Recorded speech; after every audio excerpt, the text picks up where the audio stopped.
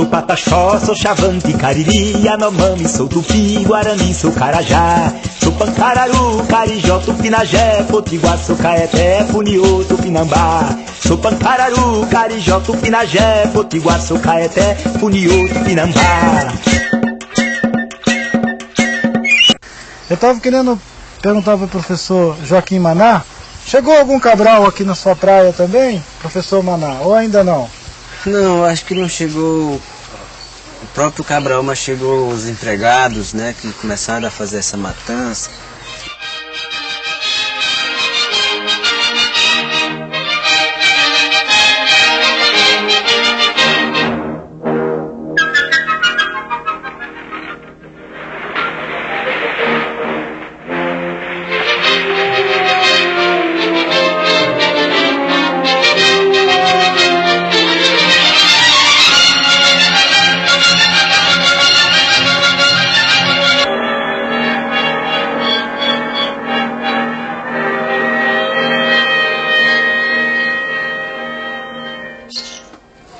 É por isso que a gente fala, porque os brancos falam que descobriu o Brasil, mas já tinha índio. Fica mentindo, fica falando, descobriu o Brasil, mas não descobriu não, porque já tinha Yanomami, já tinha Macuxi, já tinha outra tribo.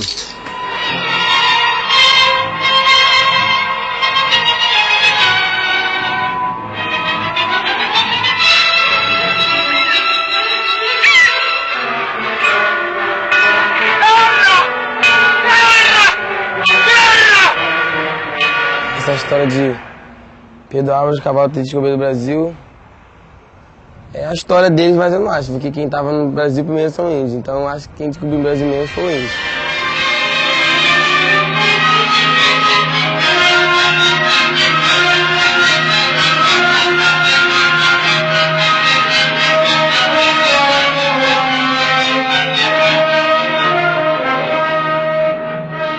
Não foi o Pedro lá que descobriu pra mim não foi. Ele só achou aqui o Brasil, porque quem descobriu na realidade foram os índios, esse país aqui, eles exploraram o Brasil inteiro.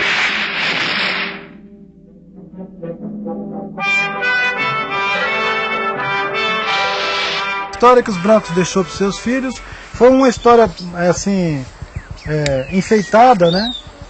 Chegaram na praia de canoa, nosso pessoal deu caju para eles, deu muita fruta para eles na praia, todos ficaram amigos. Assim começou o Brasil. Pedro Álvares Cabral, através de um desvio de rota, chegou ao Brasil e tentou tomar, né, o Brasil dos índios. Teve guerras entre eles e tudo. Os índios também tiveram a guerra entre portugueses e os índios. Os índios não ganharam por causa de falta de poder. Os portugueses tinham armas de fogo e eles com arco e flecha, lança, não tiveram o poder. O professor Darcy Ribeiro disse que nós éramos uma população em torno de 5 milhões de habitantes no litoral do Brasil. 20, 30 anos depois que os brancos tinham chegado, essa população tinha caído para coisa de alguns milhares de indivíduos. E foi um encontro, foi brincadeira na praia, trocar só amizade. O índio foi exterminado. A gente acredita que foi exterminado mesmo. Foi guerra de ocupação, né? Foi uma guerra de entrar num outro país estrangeiro mesmo e ocupar ele. Os Pancararu, no sertão de Pernambuco, os poucos sobreviventes dessa nação, depois das guerras de extermínios, eles foram ajuntados em missões religiosas governadas pelos jesuítas. Mais tarde, já no final do século XIX, eles receberam também os escravos libertos que foram viver com eles para ensinar a eles ofícios que eles ainda não conheciam. E isso tudo promovido pelo governo. Era uma forma de acirrar, né, o processo de integração das nossas tribos com o resto dos outros povos que estavam chegando para cá para o Brasil. Louvado seja nosso Jesus! Viva os índios da aldeia de Pancararus! Viva nós todos que estamos aqui! Viva os índios caboclo brabo! Eita! E minha bisavó, que era cabocla braba, da Serra Negra, e veio para aqui para a aldeia, quando soube que estava... Ela soube que tinha essa aldeia aqui, ela veio plantar os índios. Veio plantar os índios aqui E aqui se criou. Trouxeram negros, trouxeram branco aqui junto para trabalhar, para ensinar os índios, que eles ensinavam a língua, mas a mão de obra, eles trouxeram outras pessoas já qualificadas para ensinar os índios a trabalhar. Plantar cana-de-açúcar, ampliar a plantação de mandioca, que já existia, mandioca e milho. E com essas pessoas misturadas em nosso meio aqui dos índios, é que começou a interferência de sangue e de raça.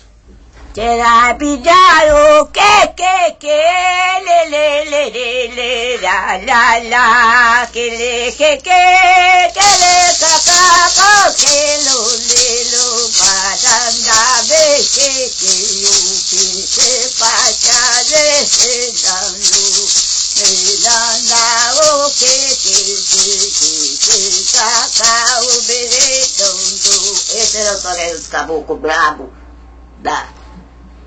do mato. Minha bisavó chegou, cantava, que era cabocla brava. Vocês viram como que os pancararus sofreram com a expansão do ciclo, né, econômico da cana-do-açúcar, que coincidiu com o assentamento deles nas missões religiosas em 1808 e que veio até o século XX. Agora, no século XX, nós assistimos de novo uma frente de expansão agropecuária e madeireiras, ameaçando a existência dos caingangue e causando uma guerra que quase que custou a vida de todos eles. Existe um conflito histórico com relação ao caingangue. Quando em 1910 começou a pacificação do caingangue, uma das primeiras coisas que se instala é a construção de linhas de transmissão nos territórios com o intuito de nos separar, de separar os aldeamentos. Então, e a coisa é feita a bala, aldeias inteiras são exterminadas. Eu até me lembro de uma passagem do livro de um antropólogo que ele fala assim, no depoimento de um bugreiro, que eram contratados bugreiros para matar os índios. Então, para você provar que você matou, tantos índios você matou, você levava a orelha ou o escalco. Então, ele falava assim, que ele matou uma aldeia inteira, e no outro dia ele retornou à aldeia caingangue para ver se todo mundo estava morto. Ele falou, tinha um que estrebuchava, que ele virou os olhos, ele até parecia gente, né? Então, o preconceito era tão grande que nós não éramos vistos como pessoas, e sim como animais. E essa herança histórica, ela vem estrategicamente. O caingangue, que é um povo guerreiro, se acomodou. Houve um acomodamento até estratégico da parte. A gente perdeu os nossos territórios foram reduzidos. Então a gente se acomodou um pouco. A gente tinha que se acomodar para se fortalecer, para se resgatar, até para se unir de novo, até fisicamente, porque muitos foram dispersos. E agora, com o retomar da nossa história, com o retomar de uma série de coisas nossas, dos nossos rituais, a gente buscou na história essa necessidade da gente rever o que é nosso. Viu quanta coisa nova você já aprendeu sobre os índios no Brasil? Agora eu vou te convidar para ver o ponto de vista dos índios lá do Acre, sobre a história do Brasil mesmo, essa história que você está vendo junto comigo aí, contada por gente de várias regiões do país. Todo povo indígena tem a sua história. A história de vida, a história do trabalho, a história da terra, a história da tradição e a história de todas as convivências daquele povo indígena. E com isso nós tentamos fazer um material que se dá o nome História Indígena, onde está todas as informações como são a vida do povo indígena do Acre. Nós, os professores indígenas do Acre, elaboramos uma cartilha História do Povo Indígena em 4 períodos. Tempo da maloca, tempo da correria, tempo do cativeiro e tempo do direito. E no tempo da maloca, eu falo assim, era uma vida saudável, com muita fartura, com muita tradição. Então naquela época era mais sossegado os índios. Tempo da maloca. Eles iam caçar, né? Traziam muito alimento e era dificilmente também eles adoecer. Então a vida deles era mais tranquila e mais sadios também e fortes. A correria era uma frente que chegava atacando os índios E os índios tinham por obrigação sair daquele lugar e sair fugindo. Isso que dá o nome da correria. E na época era muito difícil. Os velhos, para dormir, eles tinham que cavar um buraco para se deitar. Só atava a rede e ele se escondia debaixo da rede. Fazia um buraco e se deitava lá. Isso com a intenção de que quando alguém atirasse na rede, ele sabia que alguém estava atacando. Matava os índios, os homens, e alguns escapavam, corriam na mata, eles pegavam a mulher à força, os brancos. Né? Ali, já, aquelas índias já pegavam a doença. As mulheres não tinham como ter tanto filho. Passou a ter várias doenças, acabou com vários povos. Morrendo cedo. Por que não podia ter tanto filho? Porque com 1 ou 2 filhos tinha como fugir, tinha como correr. Dessa correria passou a ter o nome do cativeiro, onde alguns contatos que o nosso povo indígena tiveram com vários patrões, com esses caucheiros, com os nordestinos, que vieram atrás do ciclo da borracha que estava acontecendo naquela época, né? Então passou a ter esse nome de cativeiro. O patrão obrigava o índio seringueiro, a profissão dele só para cortar, não para mais caçar, nem pescar e nem passear. Ele botava no serviço, bateu os campos, e a vez que aquele pessoa que trabalha pouco, ele a vez só ele mesmo que tinha arma, né? Arma de fogo, terçado. A pessoa que trabalhava pouco, ele batia, a vez matava, né? Ele tem um calendário para eles trabalhar, né? Durante 15 dias, ele tem uma pessoa que vai, numa colocação, vai ver as borrachas, a produção dos seringueiros, né? Vai pesando. Nossa produção, a gente nem sabia o peso da borracha. A gente, assim, na frente da gente mesmo, eles roubavam. Aí só trocava de mercadoria. Ainda dizia que a gente já estava devendo para ele. Precisa de fazer outras borrachas novamente. E o Felizardo Cerqueira foi uma das pessoas que começou a juntar vários povos indígenas para manter eles como cativeiro, como trabalho. Eles então criaram um mecanismo de querer marcar os próprios índios. Por exemplo, aqui tem uma imagem, um dos velhos que ainda foi marcado nesse contato, ele ainda é vivo lá na terra indígena do Jordão. São então, duas letrinhas. Duas letrinhas. É um F e um C. Isso significa Felizardo Cerqueira.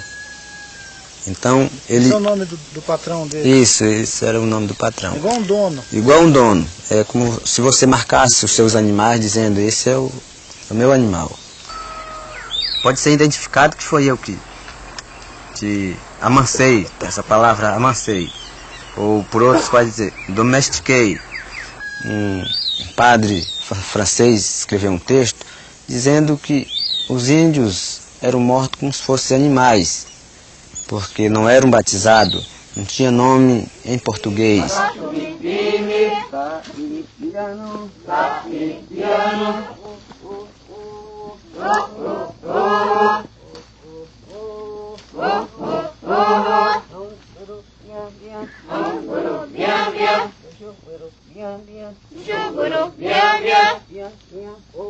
Eu tenho visto que esses direitos que a gente conseguiu, que a gente manteve fixo, de você ter uma terra demarcada, ter uma escola na aldeia, ter um agente de saúde na aldeia e ter agentes de águas florestais que estão também se formando para trazer outras alternativas. E não é só isso que resolve o nosso problema. A gente vai conquistar muito mais direitos, como direitos da cidadania que falam, das melhores condições da cidadania, e que o povo indígena também precisa. Já tem vários direitos conquistados, mas precisamos conquistar muito mais ainda. É com prazer e valor. Deus